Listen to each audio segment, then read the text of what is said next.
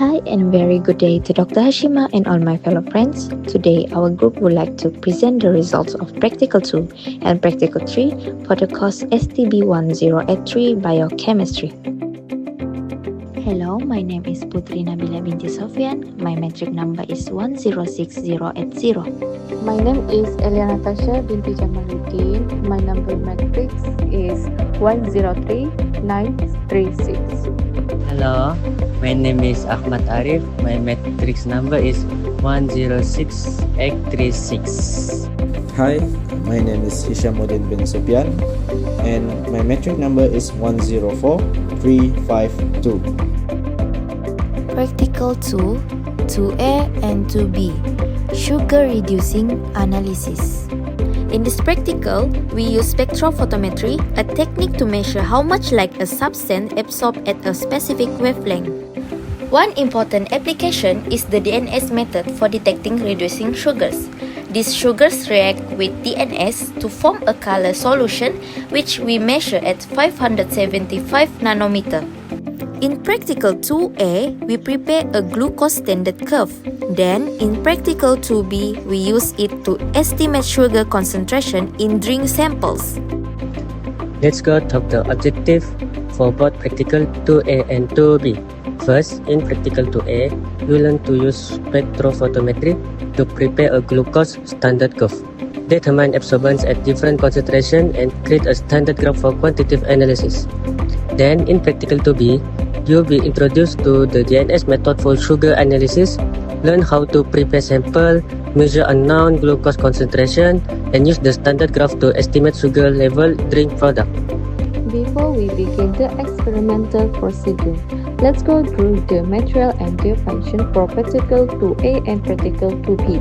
Some of the material are shared between both practicals, while others are specific to one. First, material used in both Practical 2A and 2B.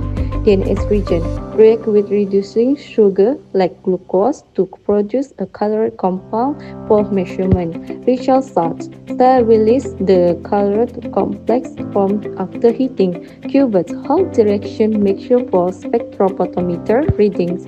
Test tube and test tube rack to prepare and hold reaction mixture during the experiment. Hot plate to heat water for the water bath. Glass beaker to hold the distilled water for the boiling step. Distilled water used as a solvent and for bank control. Micropipette and tips to accurately measure and transfer small volumes of liquid. For Practical 2 only, you will also need spectrophotometer to measure an absorbance or optical density of the solution at 575 nm. Standard glucose solution to prepare a glucose standard curve. And for Practical 2B, you will also need select drink or sample solution to test for the glucose content using the DNS method, and that the complete list of material and their function for Practical 2A and Practical 2B. In this video, I will demonstrate the experimental procedure for Practical 2A and Practical 2B, both using the DNS method to measure glucose concentration. Let's begin by understanding the difference between the two practicals.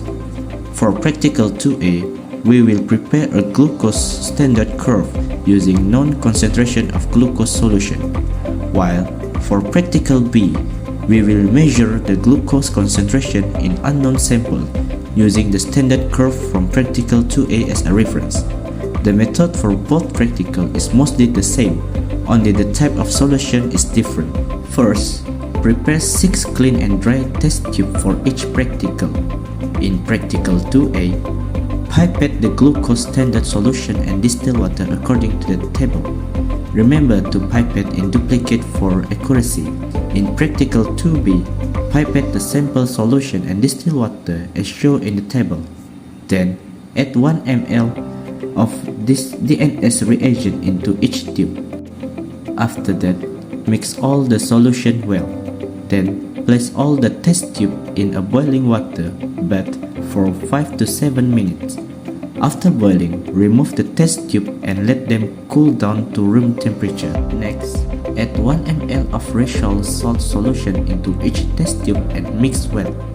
Then, transfer the mixture into a cuvette and measure the optical density at 575 nm using a spectrophotometer. Use the respective blank tube as control.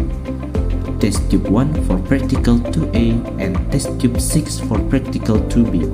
This experiment successfully applied the DNS method with spectrophotometry to measure glucose. Practical 2A create a standard curve, while practical 2B use it to test string samples. Result confirm that higher glucose give higher absorbance. Both practical met their objective and strengthened skill in quantitative analysis. Practical 3 Physical properties of lipids and fatty acid. In this practical, we will study the physical properties and solubility of lipids. Lipids are macromolecules made of fatty acids and are insoluble in water but soluble in organic solvents. They include fats, oils, hormones, and form important parts of cell membranes. Today, we'll test the solubility and observe the physical properties like texture and odor of various lipid products. This experiment will help us understand the unique characteristic and biological function of lipids in daily life. Let's go through the objectives for this practical. First, to investigate the physical properties of lipids and fatty acids. Second, to identify products in daily life that contain lipids. And third, to recognize the properties of lipids through solubility and physical observation tests. This objective will guide us throughout this experiment. For practical 3, the materials will use microcentrifuge tubes to hold samples and solvents, dropper bottles for adding liquids, distilled water as a solvent and control, toluene to extract lipids from foods, and 3 select lipid-based foods as test samples. Let's go through the method for practical 3. First, prepare 2 sets of 3 microcentrifuge tubes and add 5 drops or a small amount of each lipid-based product into them. Next, observe and record their appearance and smell. Then, for set 1, add 1.0 ml of distilled water, shake well and record the solubility. For set 2, add 0.5 ml of toluene, shake and record your observation. And that's the complete method for practical 3. This experiment tested the solubility and odor of olive oil, fatty acid, and ghee. All samples were water insoluble but soluble in toluene, confirming they are hydrophobic.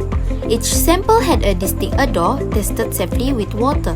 This result highlights the common solubility of lipids and their biological roles in membranes, energy, and hormone. Here's our group reflection. Through these practicals, we learn to measure glucose using the DNS method, construct a standard curve, and test lipid solubility. Challenges we face include managing time, strong odor, and accurate pipetting. For improvement, we suggest better time planning and clear observation guidelines. Overall, this experiment improved our lab skills and understanding of biochemical tests.